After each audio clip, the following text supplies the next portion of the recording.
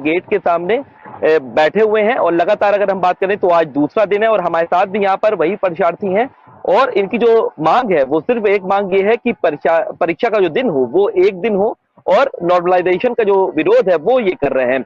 ऐसे में लगातार यहाँ पर छात्र जो है वो बने हुए हैं, उनका साफ तौर पे ये कहना है कि हम किसी भी बात को नहीं मानेंगे, परीक्षा का दिन एक होना चाहिए। एक लाइन में उनकी बात सिर्फ ये है कि अगर पीसीएस प्री की परीक्षा हो या फिर एआरओ आरओ की परीक्षा हो, ये एक ही पाली में और एक ही दिन परीक्षा हो जानी चाहिए, क्योंकि जी। अगर दूसरे दिन परीक्षा होती है या दो पालियों में होती है तो हमेशा पेपर लीक का जो मामला आता है वो होता है और इससे जो छात्र हो या परीक्षार्थी हैं वो ज्यादा परेशान होते हैं।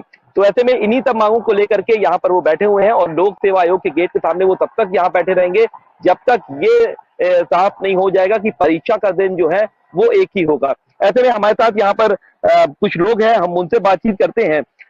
ये आप लोग की मांग तो यही है कि एक ही दिन परीक्षा किया जाए, तो क्यों नहीं मान रहा है ये लोक सेवा आयोग, ये बात क्यों नहीं मान रहा है और आप लोगों की मांग क्या है? सैयद जी, आपके चैनल के माध्यम से सबसे पहले तो जो छात्र विरोध कर रहे हैं नॉर्मलाइजेशन, उसमें क्या ऐसा चीज है कि विरोध करना पड़ रहा है, वो मैं एक्सप्लेन करूंगा। और ये लोक सेवा आयोग जो आपने पूछा कि क्यों नहीं मान रहा है, तो इसके पीछे कारण लोक सेवा आयोग ज्यादा बेहतर जानता है। हम लोग बस अनुमान ये लगा सकते हैं कि या तो किसी लाचारी में, दबाव में, या फिर अत्यधिक लाभ के लिए उनको ऐसा करना पड़ रहा है, और उनकी तरफ से जो भी मैसेज है वो स्पष्टता के साथ सरकार तक नहीं पहुंचाया जा रहा है और लगातार गुमराह किया जा रहा है। उसका एक प्रमाण मैं आपको दूंगा।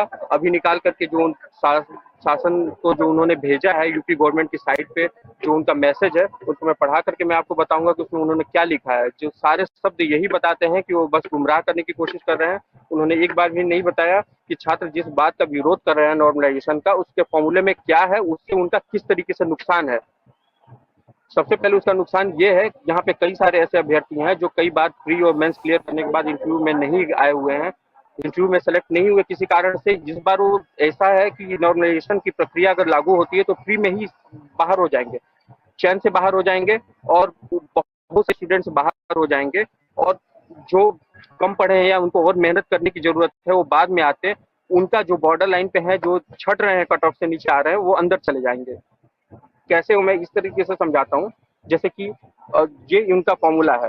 फॉर्मूले में उन्होंने ये दिया है कि P into X divided by N into 100। यहाँ पे P परसेंटाइल स्कोर है, एक्स जो है एक्चुअल मार्क्स, जो रॉ मार्क्स आएंगे कैंडिडेट्स के उनके अकॉर्डिंग परीक्षा में जो करेंगे, और एन है total number of candidates appearing in the shift.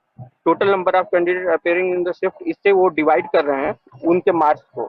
बहुत सारा इन्होंने ये गणित बनाया हुआ है। तो अगर 2 शिफ्ट अगर होती है या 3 शिफ्ट होती है, जैसे आरओ के लिए 3 शिफ्ट है और पीसीएस के लिए 2 शिफ्ट है, तो अगर 2 शिफ्ट होती है तो एक शिफ्ट में वो अगर 5, सपोज कीजिए कि 5 लाख कैंडिडेट है 5,70,000 पीसीएस के लिए, और आरओ के लिए लगभग 1 लाख कैंडिडेट हैं।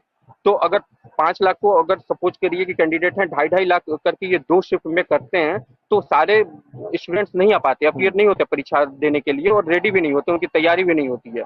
तो उसमें ये हम नहीं कर सकते कि 2.5 लाख दोनों शिफ्ट में आएंगे। एक शिफ्ट में 2 लाख आए, एक शिफ्ट में 2.25 लाख आए, या 1.5 लाख ही आ जाए, तो फिर जो number of candidates appearing in the shift वो जो डिवाइड करेंगे, अगर 1.5 लाख से डिवाइड किए, सपोज कीजिए कि एक शिफ्ट में 120 मार्क्स कोई ला रहा है, उसको 1.5 लाख से अगर डिवाइड किया गया, और अगर कोई जैसे कि दूसरे शिफ्ट में 120 मार्क्स सेम मार्क्स ला रहा है, उसको अगर 1.5 लाख से डिवाइड किया गया, उसको अगर 2 लाख से डिवाइड किया गया, तो मार्क्स में सीधे अंतर आ जाएगा, और एक ह्यूज डिफरेंस है।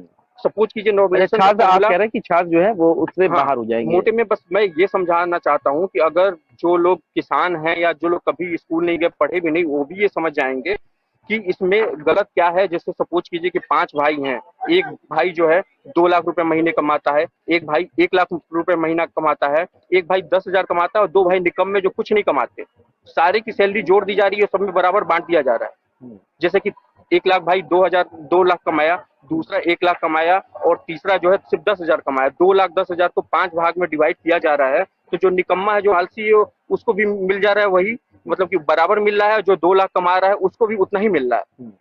उसी तरह का नुकसान यहाँ पे कैंडिडेट्स का होगा जो पढ़ने वाले हैं, क्योंकि ये परीक्षा ये एक विशिष्ट परीक्षा की कैटेगरी में आती है। ये यूपी का उत्तर प्रदेश की सबसे बड़ी परीक्षा होती है। इसमें बहुत सारे ऐसे कैंडिडेट्स हैं जो यूपीएससी भी दे रहे हैं और यूपीपीएससी भी दे रहे हैं, और ये पुलिस और बाकी सब जैसी परीक्षाएं नहीं है जिसमें मतलब कि मैथ्स के क्वेश्चन आते हैं कि a+b का होल स्क्वायर के सेम तरह के जो क्वेश्चन ठीक है, बनाते हैं। मतलब आप कहना चाहते हैं कि जो है बट जाएगा। जी आप बताइए कि आप लोग भी यहाँ पर कल से हम देख रहे हैं कि आप लोग का है। हमसे जुड़े रहने के लिए हमारे YouTube चैनल को सब्सक्राइब करें और नई वीडियो की नोटिफिकेशन के लिए बेल आइकॉन को दबाएं। अगर आप ये वीडियो Facebook पर देख रहे हैं तो लाइक जरूर करें और ज्यादा से ज्यादा शेयर करें। धन्यवाद।